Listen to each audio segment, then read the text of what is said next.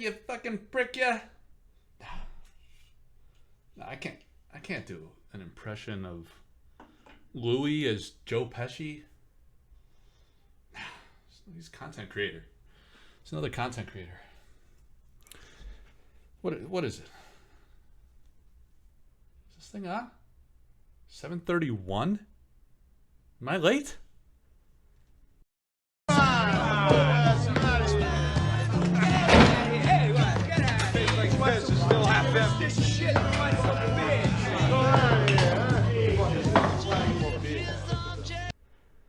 All right, guys. So we got a bit of news here, and I'm just going to talk into the camera. Who has a bar in the middle of their screen like this? We got to do something about this setup. But what I wanted to cover here is we had some breaking news, very very interesting 6 or 7 piece bit of news, depending how you slice it. And there was a video that accompanied it. It's from Erik's Curiosa. It's about sorcery. It's a sorcery channel. And the update goes as follows. I'll cover the points, and then I'll talk a little bit about each of these points, maybe. I never have a plan. I have a loose plan, and then we kind of react, all right?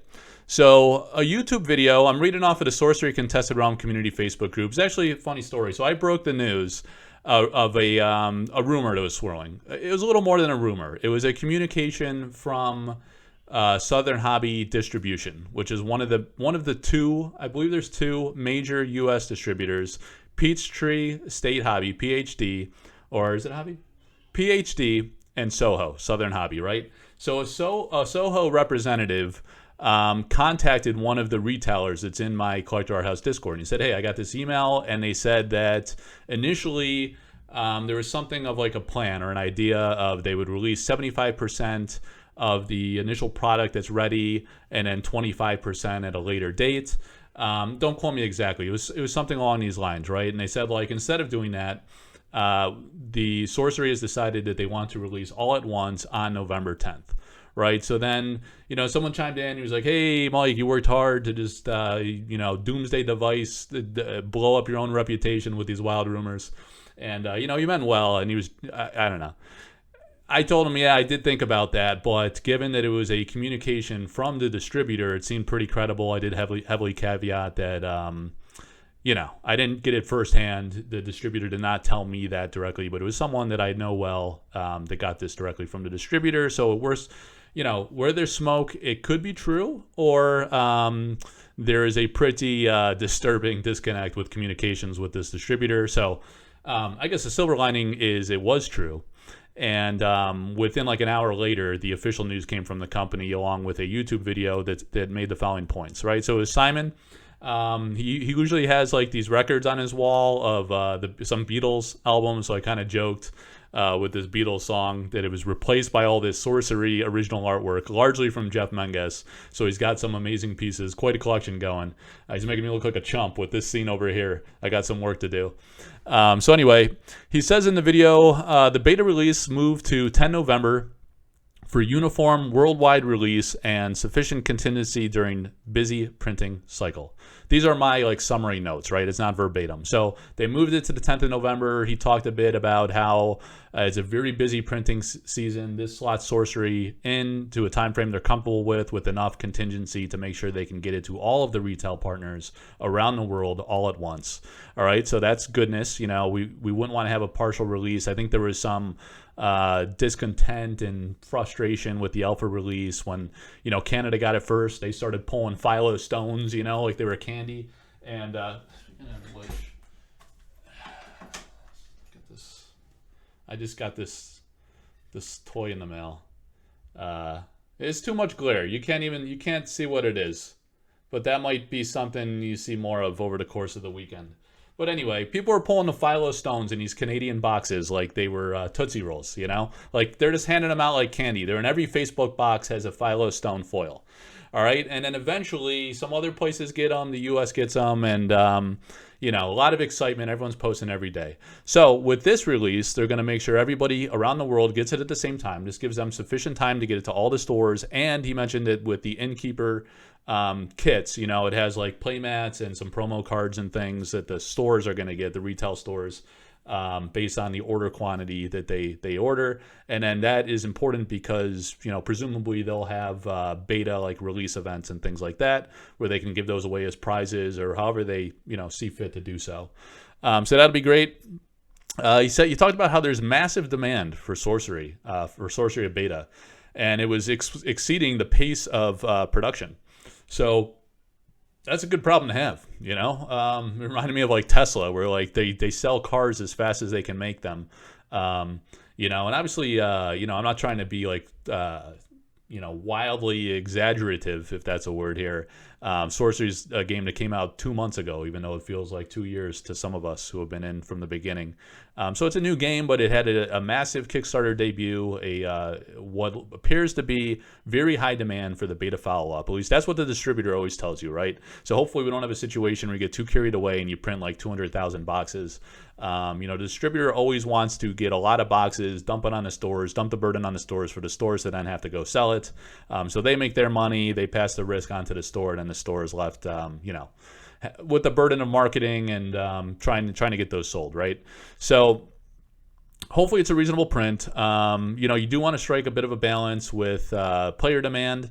The beta release is supposed to be that next push, in my opinion. Is a reprint of alpha, so it's supposed to address the new customer demand for people just finding out about Sorcery, and also the players. The alpha pricing got very high very quick. Boxes hit almost $1,000, retraced a bit currently to maybe 700-ish, and that's unaffordable for a lot of people, and understandably, and even the singles are expensive. So a lot of people are waiting for this beta to actually play the game.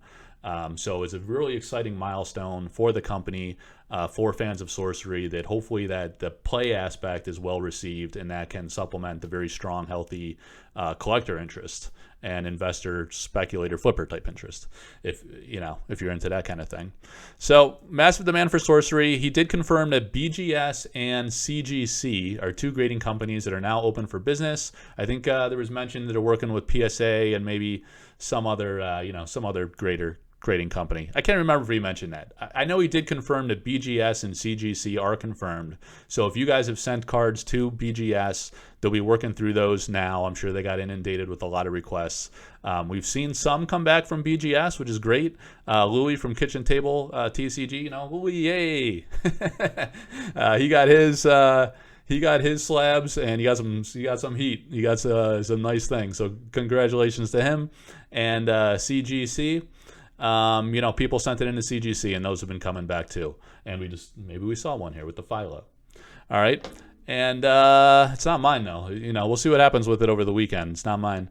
The date change. All right, allows time for innkeepers to get their store kits. We covered that. They said they plan to ramp marketing. So they've heard feedback that, hey, you're not doing enough marketing, you're not getting enough awareness of the game. I think that's important, like leading to the beta release. So they say they got plans here in the near term, in the upcoming month, to do more focused marketing efforts, which will be important because you want to help the stores sell that product and the sell-through of that, right? And to get it into the hands of the players, and for people to want to try and play this game and fall in love with it like a lot of us have, whether it be on its art merit or gameplay or whatever way you choose to enjoy TCGs. All right, so that was interesting. Be interesting to see what marketing efforts they make. And then next one, here's the big one, right? So wrapped in this package of delays and the disturbance and outcry, the anguish that was put on people today. A lot of people upset, more delays, right? But they announced, and it's interesting because there's a change of course on Louis' channel. Hey, Louis, on the Kitchen Table TCG YouTube.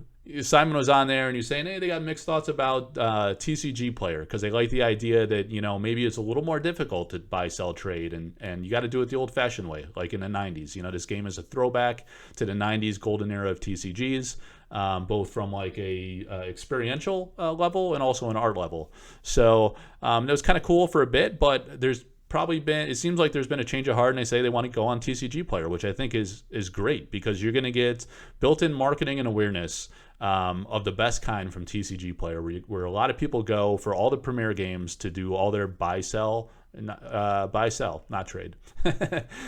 So you buy and sell on there, right? And you're going to find Sorcery on there and all the cards and more exposure, more awareness. So that's great. They say that's going to coincide with the 10 November beta release. So very good news. That'll also vastly help the player base get these more inexpensive cards without having to go to Discord or Facebook. A lot of people don't use those social media platforms. So you can go to TCG Player. It's much more mainstream. We'll see if they branch out to, what is it, Card Market out there in Europe and some of these other places. To help the European market. It'll be interesting to see what beta supply looks like in European markets as well too. A lot of speculation that they might have a harder time getting it just based on like the number of retailers that are known throughout Europe. It's a little more sparse. And a lot of stores are saying they're already sold out. So they're probably, what I sense is going on is people sold their guaranteed allocation, which was 34 cases if you were an Innkeeper supporter from the Kickstarter, like a retail store that backed the Kickstarter. And then beyond that, there's no word on additional allocation. I partnered with a store to offer it through my Patreon supporters, and the word we've gotten back from the distributors, we order from both PhD and Soho. You can only get the guarantee from one. So 34 cases total from one of the distributors, right? So we were promised the 34 cases, but nothing beyond that. We ordered significantly more beyond that because there's really high demand through the Patreon, which is great. Again, another anecdotal sign of the demand for beta release on a small level that I operate at least. So that's great. It's promising and encouraging sign. There's a lot of interest. A lot of people just want it as soon as possible. They're chomping at the bit to play the game and to collect, if alpha was out of reach for them. And then, that's basically the big 6 points, right? Number 7 was the art change for Simon. So congrats to Simon. He's been collecting Jeff Menges artwork. I know the Yogurt Goons was at Gen Con, so maybe Simon saw it and fell in love with it and had to have it. I know Simon was there, so congrats on that purchase. That's a nice one. So that's the update, guys. Let me know in the comments how you feel about the delays, if you think that kind of affects the near-term or long-term success of the project. Pros and cons of that move, the importance of assuring a worldwide release, and how you plan to enjoy beta. A lot of people are calling it the set for the players. But there's been mention that there might be, I think it was confirmed that there will be new but different curio cards. So there will be a chase element and an element of intrigue and surprise, like what I consider to be the very successful idea of curios, which creates vast amount of chase and value within the alpha booster boxes. So it's interesting, maybe in a future discussion we could talk about what the impact of curios may be on a for the players set, or is it really just for the players, or are we trying to appeal to all market constituents and have collectability and investability? So that's it for today, guys. Let me know what you think about the news, the different elements of the news. What do you think about TCG Player, pros and cons? What do you think about the delay? How does that impact us? What do you think about grading? How do you think that'll impact the market? I'd love to talk about those topics. If you want to join the Collector Arthouse Discord, we talk about those types of things all the time, or the Sorcery Contested Realm community Facebook group, where you'll find breaking news, people, enjoying the game, showing releases, showing artwork, artist proofs, all types of things. So thanks for tuning in. Please like and subscribe, share the video. Shout out to Louis. Congratulations on your graded cards. Just playing around, man, with the Joe Pesci intro. So take care, everybody. Be good to each other. Have fun. And we'll see you soon for beta. Take care.